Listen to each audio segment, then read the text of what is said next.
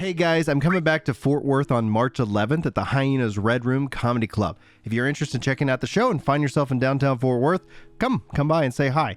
Otherwise, if you can check out Ginger Prime Comedy, that link will be in the description as well. So that's where we'll be uploading the comedy shows here on YouTube. So thanks so much, and let's dive into the video. If you're like me and patiently waiting for more Throne of Liberty news, seems like the internet is the best gift ever as they continue to draw out new images, new discussions, and new information. Now, some big information is coming here soon, and I cannot wait to share with that and the excitement of that. So if you guys like Throne of Liberty, if you like my Throne of Liberty coverage, be sure to hit subscribe. That's what you're going to get here, especially over the course of 2023. It's going to be a really exciting year for this game. And the more that we hear about it, the more that I actually hear about it behind the scenes, it really is something that I think has a massive amount of potential to really become a big player in the MMORPG space. But today's video, we're going to actually go through some translated tooltips. We got some screenshots coming out of the different betas. They've been behind the closed walls, and these screenshots have been translated, so take that with a grain of salt, but I think this is still really interesting information. If you guys don't know, day and night weather has an impact on combat, has an impact on your skill, and we actually start to see that in these various different tooltips, and that's what I want to go over with you guys today. And you can let me know what you guys think as well, because I think this is an important part of the discussion.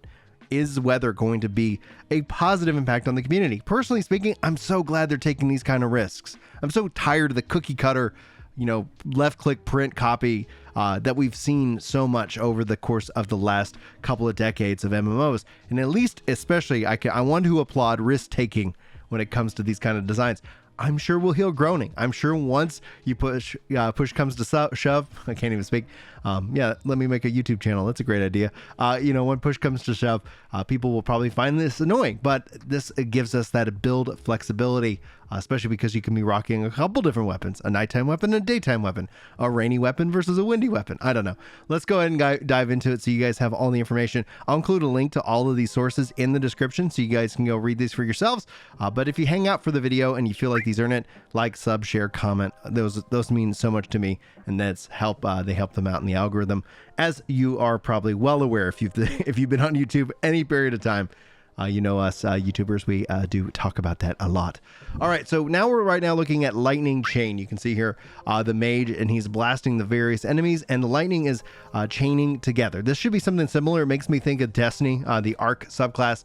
But let's go through the various different things. This says spider up here at the top, and then over here it says 89 seconds. I'm guessing some kind of cooldown. You can see kind of the attack damage. And then over here, you see a couple of different variables right there. But it says the lightning attribute deals 100%, 90 glasses damage, or, who knows, base lightning damage. And if the target is wet, damage is transferred to nearby 5-meter radius targets up to 1 to 3 times with no transfer at the center. Damage is reduced by 20% each time the dot jumps. Weakness deals 10% additional damage per stack during a blood moon on landing targets. Moon cycles, wet, dry. I'm sorry, I really like this. This really starts to kind of lean back into my Final Fantasy XI roots.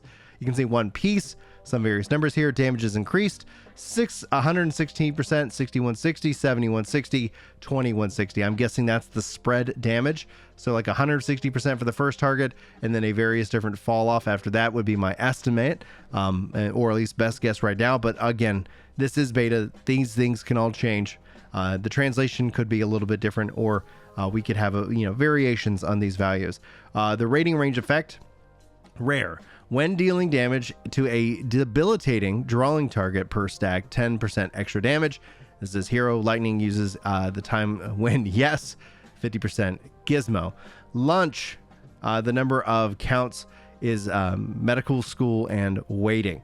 So I don't necessarily know what all this truly will actually mean for us in the real time, but I'm just reading it to you verbatim, so that way if you hadn't seen these, then you can get as excited as I am.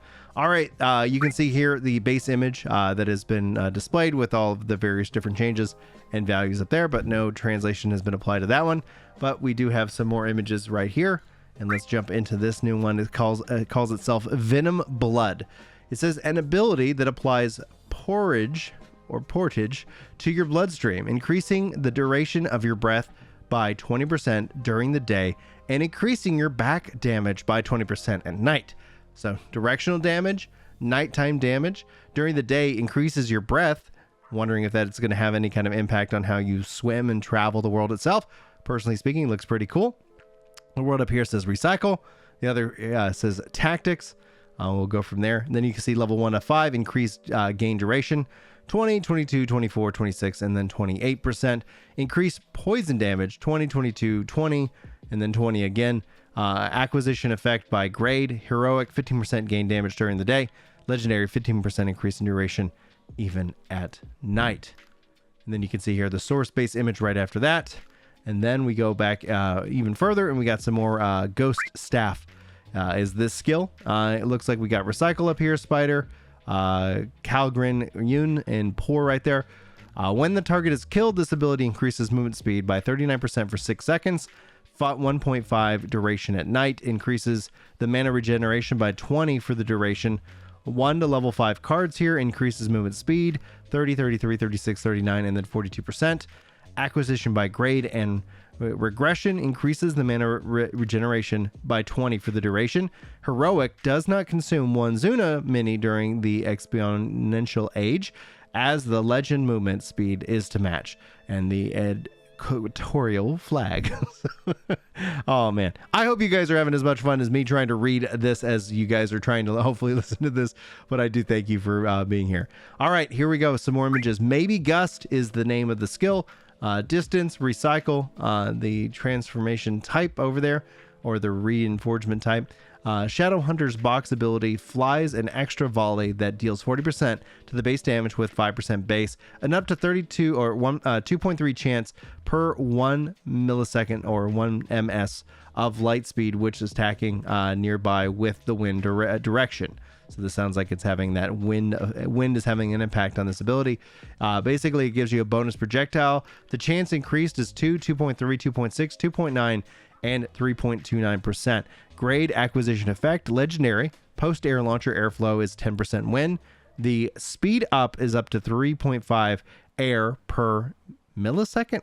LSMS. Yay, looking at all the fun stuff here. Now moving on, we actually have a defensive action to kind of talk about. It says with 2 keys, you can use the defense action skill to defend against monster attacks. Watch for the direction of the attack in part to match the timing use of this skill. This says it consumes 35 stamina to block attacks with your hands. When the defense is successful, damage is reduced by 100%. The status effects are ignored. Stamina is further reduced in proportion to the reduced damage. When successfully defending an attack, a strong attack, if it's a melee attack, it deals damage equal to 150% of the base damage and deals 1 to 4 with a chance to have 70% to strike in this regard. It is called Counter Parry Advanced Two-Hand Point. And then finally, we have 2 tier active skills here. The first one's called Devotion Sanctuary Epic. It states, create an aura of devotion that allows you to absorb damage that would otherwise affect party members within an area of effect. That sounds to me like a very tank-based skill, but you can let me know in the comments if you disagree or you agree or you feel like there'd be other uses for that. Then we also have Shadowcaster Epic. This says it's got a distance of 15 meters, cooldown 14 seconds, enhancement type mobility. This says a skill that allows you to move behind a target and deal damage equal to 100% of the base damage so quickly that the only trailing edge of your shadow is visible. Has 60% chance of decreasing the target's movement speed by 50% for 6 seconds. So that sounds more rogue-esque to me. We got still more skills to kind of go through. This was the Gust skill that we saw a little bit ago. This has been translated differently. In this case, this is G-Star who did the translation. So again, the links are in the description if you want to go give them a follow and a shout out. Thank you very much for doing so. This says it's called Moxigust. Distance reuse. Then you have the cost. Shadowhunter Moxie. The ability to default 5%. Wind direction up to 2.3 extra per 1 ms. Wind speed when attacked in the vicinity. And additional arrow that deals 40% of the default damage with a probability to fire. Level 1 to level 5 bell here. You see that 2, 2.3, 2.6, 2.9, and then 3.2%. The acquisition effect by rating. Legend default 10% chance additional projectiles being cast, and speed steam up to 3.5% per 1 millisecond. I keep saying ms, but meters per second, I guess. Oh man, ms2, meters per second squared. Now G-Shade translates the lightning chain skill a little bit differently, so let's kind of take a look at that. You can see here you got the distance, the use, the 8.9 seconds, the type of, it's an attack, and then what basically it's probably going to cost, the Anata 206. It says blow the lightning and a Blitzkrieg property to give 160% of full plus 90 full damage to the target at state. Then perimeter, 5-meter radius to the target damage is metastasized up to 3 times. No metastatic mid-iron. Translation in Earth time. Each damage is reduced by 20%.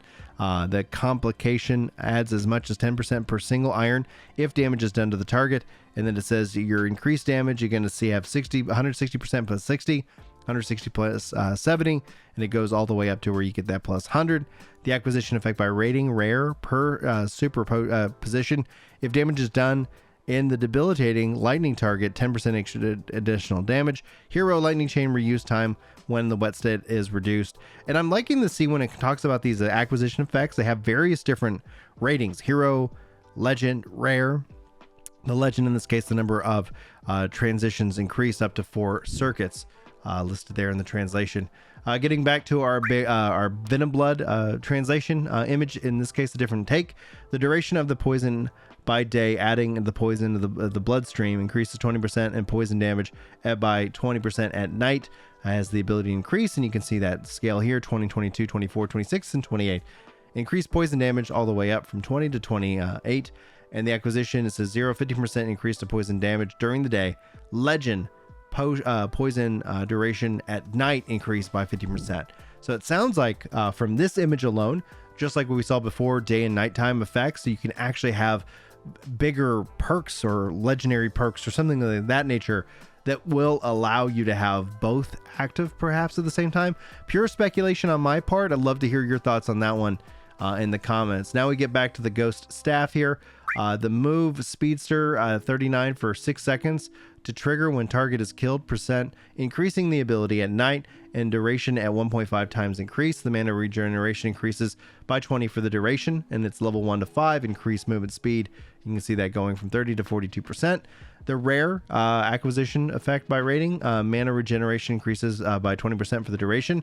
Then you do not consume one of the first sub-hab of the lasting time, and legend increases the attack speed and long movement speed of the stream in that regards. And then they have a couple images here that just kind of highlight that they're showcasing the the various different skills and that they have an impact on day and night cycles as well, so you can get a little bit from that. Now, to finish off this video, we've already covered the Shadowcaster Epic skill, but there are they have a couple of skills here. It looks like probably the new one is Elixine, but the Devotion Sanctuary Epic, this is that creates the aura devotion that allows you to absorb damage that's going to hit other people. The Shadowcaster Epic here is that skill that allows you to move behind a target and deal that shadow extra damage. But the Elixine here is the new skill kind of in the group, used to instantly recover health, a crystal that contains the energy of life. It gets absorbed in the breath of life into the body. And you can see here, it says dramatic event shop listed, and I'm wondering, I guess, if that's just something, a consumable that you purchase. It says a health recovery of 1,125 with a cooldown of 15 seconds, so some kind of potion to be used. Now, all that being said, that's a lot to cover, and I really hope that you got something good out of this video. I know we went through a lot of different images, and if you made it all the way to the end of this video, thank you so much for sticking around. Hopefully you guys are enjoying the coverage. Hopefully you're looking forward to this game and checking it out as soon as we start to hear more about the marketing and just the information dump that should be coming. I'm assuming that once the final test is done here in February, that March is kind of be the big month where they really start to ramp up the information. And it's going to be awesome and perhaps a little bit overwhelming. So buckle up, and I hope you guys are as excited for new MMOs as I am. As this is going to be an interesting year. It's going to be a really interesting year as we look forward to what's to come over the course of the next couple of years. It's going to be great that we're going to have Throne of Liberty at our at least in our hands, and that's the best we can say for it now, because there's still many questions that we have, and we'll keep talking about that here on the channel. Anyway, guys, thanks so much for tuning in. Hopefully you guys enjoy the rest of your day, and hopefully I'll see you in the next video. But until then, take care.